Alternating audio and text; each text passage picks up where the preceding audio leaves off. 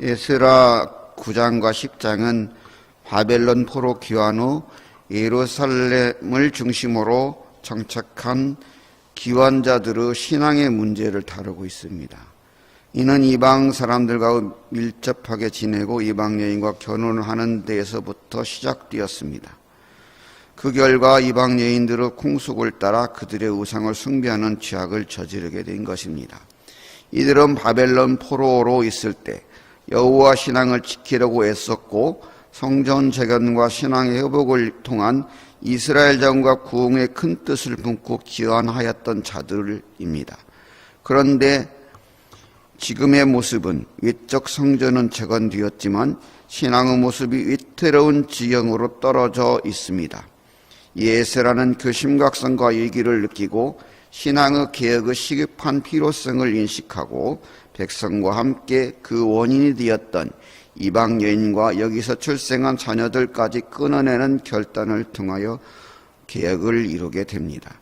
본문 10장의 이러한 모습을 통해서 우리는 위기에 처한 신앙 공동체의 개혁을 이루는 바른 방법을 배우게 됩니다. 신앙 공동체를 개혁하려면 어떻게 해야 할까요? 첫째는 지도자가 바른 신앙의 모범으로 공동체를 이끌어야 합니다. 에스라는 이스라엘 공동체의 신앙의 타락성을 목도하고 이들을 정죄하고 비난하기보다 자신이 먼저 하나님의 성전 앞에서 엎드려 울며 죄를 자복하고 회개에 기도하였습니다. 그는 잘못하지 않았지만 공동체의 일원이자 지도자로서 공동체의 죄를 자신의 죄로 깊이 받아들이고 무거운 책임감으로 몸소행하여 회개의 모범을 보인 것입니다. 이에 많은 백성들이 이를 따라 통곡하며 그 앞에 모였습니다. 다른 지도자들도 이 행렬에 함께하였습니다. 이방 여인을 아내로 맞아 그들을 따라 우상을 섬긴 죄악을 회개합니다. 그리고 하나님의 율법에 따라 이방 여인과 그 소생을 돌려보내기로 합니다. 에스라는 이들의 죄로 인하여 근심하며 먹지도 물도 마시지도 않고 기도하며 이스라엘이 다 모이라고 공포합니다. 이에 이스라엘은 겨울비가 퍼붓고 추웠음에도 모여서 이방 여인을 맞이한 죄를 회개하였습니다.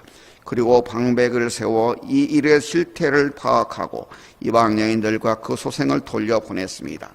이는 결코 쉽지 않은 일이라 일부 반대하는 이들도 있었지만 무사히 이 일을 이루었고 이스라엘 신앙을 새롭게 할 수 있었습니다. 이는 에스라 지도자가 바른 신앙의 모범으로 공동체를 이끌었기에 하나님께서 도우셔서 가능한 일이었습니다. 이처럼 신앙 공동체의 개혁을 이루려면 지도자가 바른 신앙의 모범으로 공동체를 이끌어야 합니다. 두 번째는 내 생각이 아닌 하나님의 생각과 뜻을 따라야 합니다. 우리가 방금 읽은 11절에는 그의 뜻대로 행하여라고 나오고 있습니다. 1, 2년도 아니고 길게는 십수년을 함께 살고 자신의 피부치인 자식도 있는데 이방 여인이고 그 소생이라고 하여서 어느 날 갑자기 관계를 끊고 돌려보낸다는 것은 상식에도 맞지 않고 인간적으로 너무 한 처사일로 보일 수도 있습니다. 이러한 이유로 에스라의 이 조치를 반대하고 저항하는 이들도 있었습니다. 하지만 대부분의 사람들은 이를 따라서 이방 아내를 돌려보내고 그의 소생도 그리하였습니다. 인간적으로는 얼마나 마음이 아프고 힘든 일이겠습니까? 하지만 이대로 둔다면 이방 여인으로부터 비롯된 우상 숭배와 그의 소생 자녀들이 이를 따르게 되어 이스라엘은 민족의 정체성은 물론 신앙의 전체성마저도 무너져서 신앙의 회복을 통하여 민족의 재건과 번영을 이루려던 에스라와 그의 동지들의 희망은 물거품이 되고 말 것입니다. 그리고 이스라엘의 회복은 기대하기 어려울 수 있습니다. 이를 잘 아는 에스라와 포로 귀환자들의 무리는 스스로의 아픔을 감내하면서 이방 여인과 그 소생과 자녀들을 돌려보낸 것입니다. 이는 자신의 생각이 아닌 하나님의 생각과 뜻을 그들이 따르기로 하여 하나님의 율법을 따라 행하였기 때문입니다. 이처럼 신앙 공동체의 개혁을 이루려면 내 생각이 아니라 하나님의 생각과 뜻을 따라야 합니다. 마지막으로 먼저 나를 살피고 하나님 앞에서 내가 먼저 바로 서야 합니다. 18절에서 44절은 우리가 읽은 마지막 44절에서 또 밝히는 것처럼 이방 여인을 아내로 맞이한 사람들로 판명된 이들의 명단입니다. 그런데 여기서 우리가 주의 깊게 보면은 이들의 모든 대부분의 이름들이 히브리어로 되어 있는데 이 말을 이렇게 해석을 하면 하나님, 여호와라는 칭호와 관련된 이름들이 많이 있습니다. 저도 다시 이 본문을 읽으면서 의아해했던 것들이 우리가 성경을 읽으면서 봤던 그래도 좀 신앙의 사람들이라고 하는 사람들, 선지자의 이름들 언급되지 않습니까?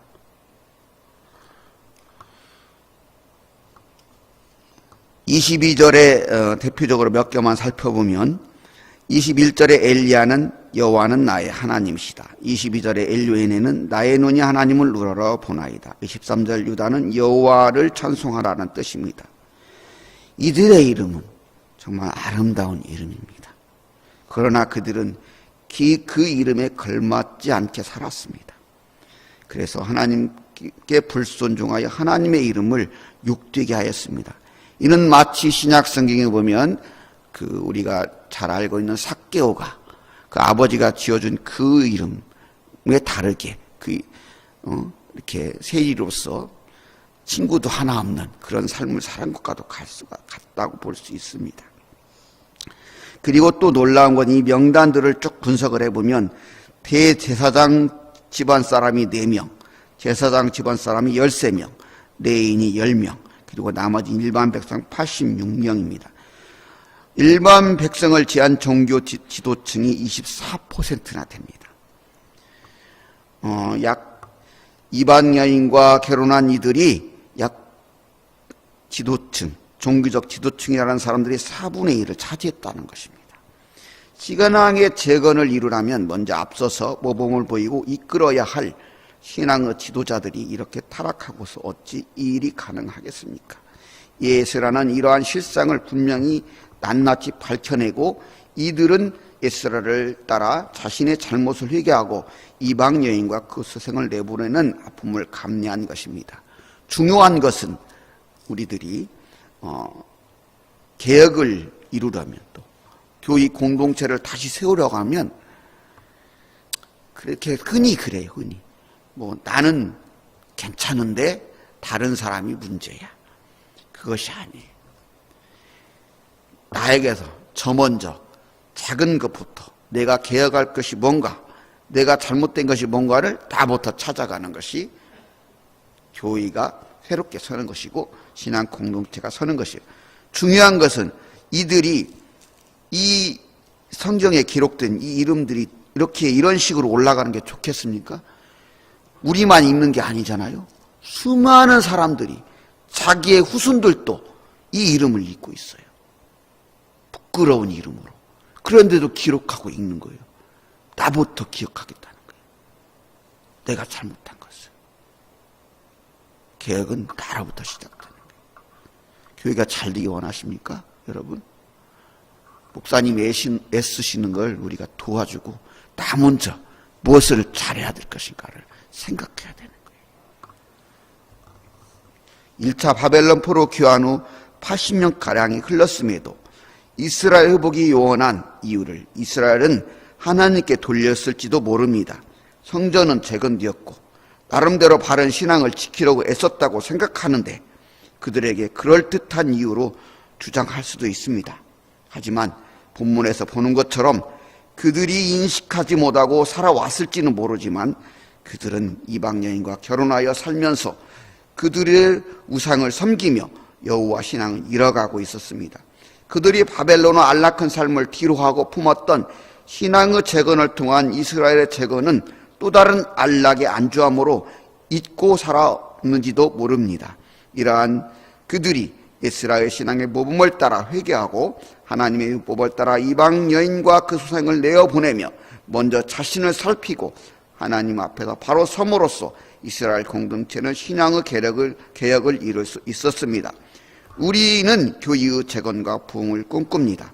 우리도 이러한 개혁을 통해서 교회의 재건과 부흥을 이룰 수 있기를 소망하며 기도합니다.